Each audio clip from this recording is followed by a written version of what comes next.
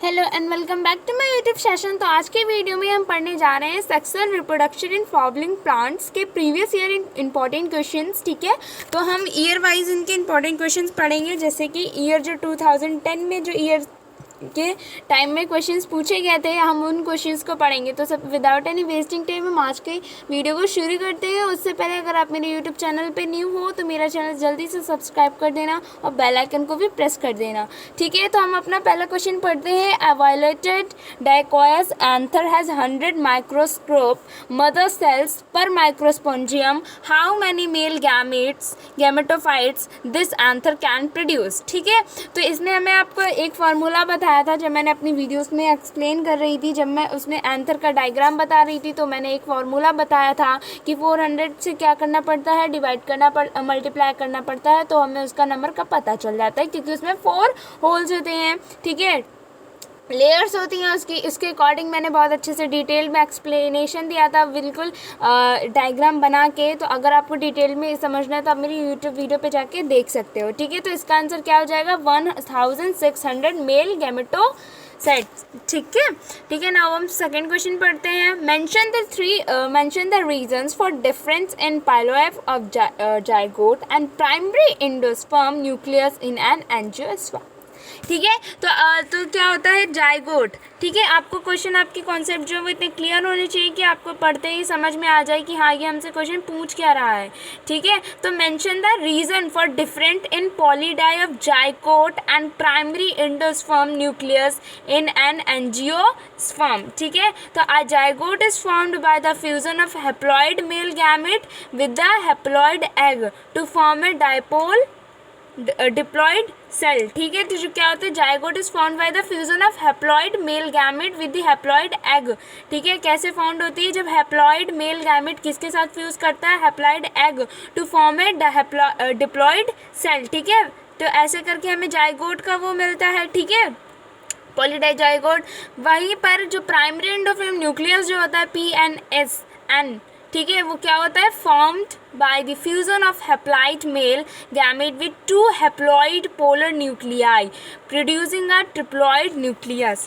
ठीक है, तो आपको समझ में आया कैसे जाइगोट के लिए क्या होता है कि दो मतलब कि क्या होता है, fusion of haploid male gamete and with the fusion of haploid egg के साथ तो हमें क्या मिलती है, डिप्लॉइड सेल मिलती है। बट वहीं पे जो प्राइमरी एंडोस्पर्म न्यूक्लियस क्या होता है, वो क्या होता है, उसके फ्यूजन में किसके साथ फ्यूजन करता है, जब हैप्लॉइड मेल गैमेट्स के साथ 2 हैप्लॉइड पोलर न्यूक्लियाई फ्यूज करती हैं तब क्या बनता है, वो ट्राई हैप्लॉइड न्यूक्लियस। ठीक है, ये रहा हमारा second question. Now we are going to explain the third question. If you squeeze a seed of orange you might observe many embryos of different sizes. ठीक है, how it is possible explain. ठीक है, जैसे आप संतरा होता है, ठीक है, उसको आप क्या करते हो, नचोड़ते हो उसको, तो आप देखते होगे कि उसमें डिफरेंट साइज के जो उसके अंदर जो क्या होते हैं, सीड होते हैं। ठीक है, वो डिफरेंट टाइप के होते हैं। ठीक है, ये आपने बात ऑब्जर्व करी होगी। Many embryos of different sizes. ठीक है, क्या होते हैं, डिफरेंट साइजेस के होते हैं। बट ये कैसे पॉसिबल होता है वो चीज़ हमें बतानी है। तो in orange the nuclear cell surrounding the embryo sac start dividing, protrude into the embryo sac and developed into a number of embryos of different size। ठीक है, तो क्या होता है कि जो हमारे पास जो डिफरेंट टाइप्स के जो साइज़ के जो सीड्स मिलते हैं, कैसे मिलते हैं, तो क्या होता है कि उनके अराउंड ऑरेंज में उनके अराउंड जो एक जो सेल न्यूक्लियर हो रही होती है एम्ब्रियो सैक के, वो क्या होती है, डिवाइड करना शुरू कर जाती है। अब डिवाइड करती है तो एम्ब्रियो सैक के ऊपर वो क्या करती है, डिपेंड करती है, जिसकी वजह से डिवाइड करने के बाद उसमें कितना डेवलपमेंट होता है, उसी के साइज़ पे, उसी की डेवलपमेंट पे हमारा जो एम्ब्रियो का साइज होता है, जो हमारा सीड कॉटन का साइज होता है, डिपेंड करता है। इसी की वजह से जब आप ऑरेंज के सीड्स को देखोगे तो वो डिफरेंट टाइप के दिखेंगे आपको। ठीक है, now we are going to explain about the fourth question. अगर आपको ये चैप्टर अच्छे से समझ में नहीं आया है, आपको समझना है, कोई रिवीजन चाहते हो, तो मैंने इसके ऊपर वीडियोस बनाई हुई हैं, तो आप मेरी वीडियोस को यूट्यूब चैनल पे जाके देख सकते हो और आपके आई होप आपके सारे डाउट्स क्लियर हो रहे होंगे। ठीक है, तो फोर्थ क्वेश्चन का हम फर्स्ट क्वेश्चन पढ़ते हैं। Right the characteristic feature of an anther, pollen and stigma of vine pollinate flowers. Second, how do flowers reward their insect pollinators explain. ठीक है, तो पहला हम पार्ट कर लेते हैं कि हमें क्या कैरेक्टरिस्टिक्स बतानी है, फीचर्स बताने हैं किसके, anther, pollen and stigma of wind pollinated flowers के। तो पॉलन जो ग्रेन्स होते हैं आर लाइटेन, मतलब ऐसी कौन सी चीज़ें होती हैं जैसे हवा के बहाव से जो पॉलन ग्रेन्स होती हैं वो एक जगह से जाकर दूसरी जगह पे क्या कर लेती है, अटैच हो जाती है, वहीं पे ग्रो करना शुरू कर देती हैं। ठीक है, तो ऐसे क्या क्या चीज़ें होनी चाहिए एंथर, पॉलन और स्टिग्मा के अंदर, ताकि वो विंड पॉलिनेटर को प्रमोट करे। ठीक है, तो जैसे कि दीवार पे आके कोई भी सीड आके चिपक, मतलब कि होता है वहाँ पे प्लांट ग्रो करना शुरू कर देता है, तो वहाँ पे कोई लगाने तो जाता नहीं है, वो थ्रू विंड पॉलिनेशन और अंडर अनफेवरेबल कंडीशंस में वो ग्रो करने लगता है और डेवलप हो जाता है। ठीक है, तो ऐसी कौन कौन सी चीज़ें हमें वो बतानी है। तो देखो, पॉलन ग्रेन्स क्या होने चाहिए, लाइट होने चाहिए और non sticky, dry and winged होने चाहिए। पॉलन ग्रेन्स क्या होने चाहिए, लाइट वेटेड होने चाहिए। अगर लाइट वेटेड नहीं होंगे तो भारी वेट में होंगे तो हवा की वजह से वो फ्लो अप नहीं कर पाएंगे। ठीक है, नॉन स्टिकी होने चाहिए, चिपचिपे नहीं होने चाहिए, अगर चिपचिपे होंगे तो वो एक ही जगह पे जाके चिपक जाएंगे। ठीक है, now well exposed स्टैमन्स for easy disposal of pollen grains in the wind. ठीक है, तो मतलब जो स्टैमन जहाँ पे आके पॉलन ग्रेन्स चिपकते हैं वो चीज़ क्या बाहर से दिखनी चाहिए। ठीक है, ताकि उसमें पॉलन ग्रेन्स आके ईजीली क्या हो जाए, चिपक जाए। ठीक है, the stigma is sticky, large, feathery to trap pollen grains in air. ठीक है, स्टिग्मा क्या होना चाहिए, स्टिकी होना चाहिए, ताकि पॉलन ग्रेन्स उड़ता हुआ आए तो वहीं पे आके चिपक जाए, कहीं और जा ना पाए। ठीक है, लार्ज होना चाहिए ताकि ज़्यादा नंबर में पॉलन ग्रेन्स आके वहाँ पे स्टिक कर जाए। ठीक है, फिर क्या होना है, फेदरी होना चाहिए।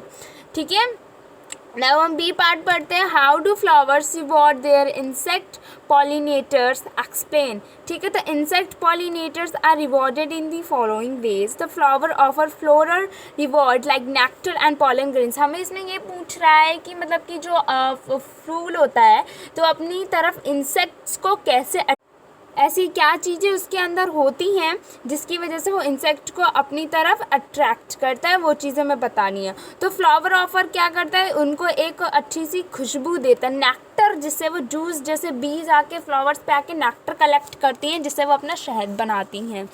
ठीक है, एंड पॉलन ग्रेन्स होते हैं। ठीक है, तो सेकेंड क्या होता है, in some species flower reward provided safe place to lay eggs. ठीक है, और कुछ इंसेक्ट्स के लिए, कुछ लोगों के लिए क्या होता है, कुछ मतलब जो इंसेक्ट कीड़े में पड़े होते हैं उनके लिए क्या होता है, ये सेफ प्लेस होती है जहाँ पे वो अंडे दे सकते हैं। ठीक है, अपनी फैमिली को बढ़ाने के लिए। नाउ हम इस वीडियो की लास्ट क्वेश्चन को पढ़ने जा रहे हैं। ठीक है, describe in sequence that the events that lead to be the development of three-celled pollen grain from microspores mother cell in angiosperms। ठीक है, तो हमें क्या सीक्वेंस में बताना है जो जो इवेंट होते हैं development of a three celled pollen grain. ठीक है, किसका development, three celled pollen grain from microspore से लेके mother cell in the angiosperm में। तो माइक्रोस्पोंजियंस का पढ़ लेते हैं पहले। The interior of microsporangium is filled with sporogenous cells. ठीक है, जैसे आपने पढ़ा होगा माइक्रोस्पोंजियंस, जब आपने देखा होगा तो उसमें देखा होगा वो क्या होता है, अंदर अंदर स्पोरेंजियन सेल्स से फिलअप्ड होता है। These sporogenous cells divide meiotically to form microspore tetrads. ठीक है, now second, so the cell of sporangians tissues are called pollen और माइक्रोस्पोर्स मदर सेल्स। ठीक है, तो उसके अंदर जो सेल जो होती हैं माइक्रोस्पोंजियस टिश्यूज़ के अंदर, उनको क्या बोलते हैं, माइक्रोस्पोंजियस मदर सेल बोलते हैं।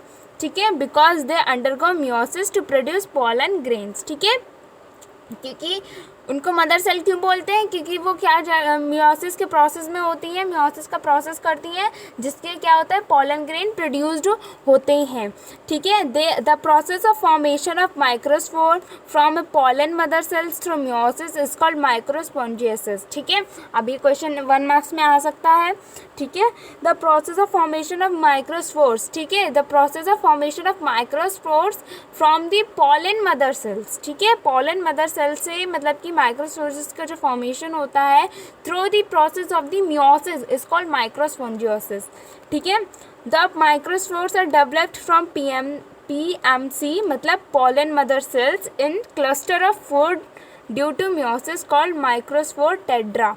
ठीक है, ये क्या करते हैं कि 4 के ग्रुप में एकदम क्लस्टर की तरह क्या करते हैं, फॉर्म करते हैं। ठीक है, तो इसको क्या बोलते हैं, माइक्रोस्पोर टेट्रा। ठीक है, when the male anther mature and dehydrates the microspores differentiate into pollen grains. ठीक है, तो क्या होता है, जब मेल एंथर जो क्या होता है, मैच्योर हो जाता है, डिहाइड्रेट हो जाता है, जो माइक्रोस्पोर्स जो होते हैं वो क्या हो जाते हैं, पॉलन ग्रेन्स में कन्वर्ट हो जाते हैं। ठीक है, नाउ हम पॉलन ग्रेन्स के बारे में पढ़ते हैं। ठीक है, they developed from PMD due to mitotic division. ठीक है, कैसे बनते हैं, दे डेवलप फ्रॉम पीएमबी, मतलब कि पॉलन मदर सेल्स, किससे, ड्यू टू माइटोटिक डिवीजन होता है इसमें। ठीक है, they represent the male gametophytic. ठीक है, वो क्या शो करते हैं, मेल गैमेटोफिटिक दिखाते हैं। ठीक है, then pollen grains are generally spherical in outline. ठीक है, पॉलन ग्रेन्स क्या होते हैं, स्फेरिकल आउटलाइन के होते हैं। ठीक है, दे पोसेस 2 प्रोमिनेंट लेयर्ड वॉल। ठीक है, उनके अंदर क्या होती है, 2 प्रोमिनेंट लेयर वॉल होती है पॉलन ग्रेन्स के अंदर। ठीक है, फर्स्ट जो आउटर लेयर होती है उसको एक्सिन बोलते हैं, जो इनर होती है वो इंटाइन बोलते हैं उसको। अंदर देखो, पॉलन ग्रेन्स के अंदर 2 लेयर होती है, पहली वाली को एक्सिन बोलते हैं, दूसरी वाली को इंटाइन बोलते हैं। और ये पॉलन ग्रेन का बहुत अच्छा डिस्क्रिप्शन है, आप चाहें तो उसका स्क्रीनशॉट ले सकते हो। Now fourth, the axon is the outermost hard layer chemically composed of sporopollen, which is one of the most reactant organic material. ठीक है, जो एक्सिन होती है वो बहुत ज़्यादा ही हार्ड होती है, केमिकल की जो होती है ना, वो हार्ड लेयर होती है, जिसके अंदर क्या होता है, sporopollenin, which of the most resistive organic material होता है। ठीक है, now the exine has prominent experienced formed due to the absence of sporopollen through which the pollen tube develops is called germ pore। ठीक है, जो बाहर का जो उसकी जो पॉलन ग्रेन के बाहर का होता है पार्ट, जो उसकी फर्स्ट लेयर होती है, उसके अंदर क्या होता है, स्पोरोपोलिन होता है, जिसकी वजह से जो पॉलन ट्यूब होता है वहाँ पे केमिकल रिएक्ट करते हैं और वो क्या होना है, पॉलन ट्यूब बनना शुरू हो जाता है, जहाँ से वो प्लांट के ओवरी तक अपने पॉलन ग्रेन्स को पहुँचा सकते हैं अगर फ्लावर बाइसेक्सुअल होता है तो। ठीक है, the innermost thin layer chemically composed of glucose and pectin is called intine. ठीक है, जो सेकेंड लेयर होती है वो किससे बनी होती है, ग्लूकोज और पेंटाइन की। ठीक है, the newly differentiated pollen grains has central nuclear and dense cytoplasm. ठीक है, जो नए जो पॉलन ग्रेन्स होते हैं वो किससे क्या बने होते हैं, सेंटर्ड न्यूक्लियस उसमें होता है और डेंस साइटोप्लाज्म होता है। ठीक है ना, vacuums develop there by pushing the nucleus toward the periphery. ठीक है, इस वर्ड को मैंने बहुत अच्छे से एक्सप्लेन किया है, आप मेरी वीडियो में देख सकते हो। The protoplast thus divides mitotically formally 2 unequal cells. ठीक है, bigger vegetative which is rich in food reserves the smaller generative cell which is dense cytoplasm and a nucleus. ठीक है, जो प्रोटोप्लास्ट जो उसकी जो सेल होती है वो क्या हो जाती है, माइटोटिकली जब इसका जो डिवीज़न होता है तो ये 2 तरह के फॉर्म में डिवाइड हो जाती है, एक तो बिग सेल में, उसी के अंदर स्मॉल सेल में। ठीक है, जो बड़ा पार्ट होता है उसको हम वेजिटेटिव सेल बोलते हैं, जिस वो क्या होता है, फूड रिवर्स होता है। ठीक है, और जो उसमें क्या होता है कि फूड रिवर्स होता है। ठीक है, रिजर्व होता है, उसमें बचता है। ठीक है, और जो उसकी जो नीचे वाली सेल जो होती है उसको जनरेटिव सेल बोलते हैं, जिसमें बहुत सारा साइक्लोप्लाज्म और न्यूक्लियस होता है। तो आई होप इस वीडियो में आपको बहुत अच्छे से समझ में आ गया होगा और सारे डाउट्स जो थे मतलब कि इस चैप्टर के वो मैंने अच्छे से एक्सप्लेन कर दिए। उसके बाद भी अगर आपको कोई भी प्रॉब्लम हो तो आप मुझे कमेंट सेक्शन में पूछ सकते हो। ठीक है, उसके अलावा मैंने चैप्टर को भी अच्छे से एक्सप्लेन कर दिया, आप मेरे यूट्यूब चैनल पर जाके उसको वॉच कर सकते हो। ठीक है, वो वीडियो क्विक रिवीजन के लिए भी बना हुआ है और डिटेल एक्सप्लेनेशन के लिए भी बना हुआ है, क्योंकि मैंने नोट्स बहुत ज़्यादा अच्छे से बनाए हुए हैं। ओके।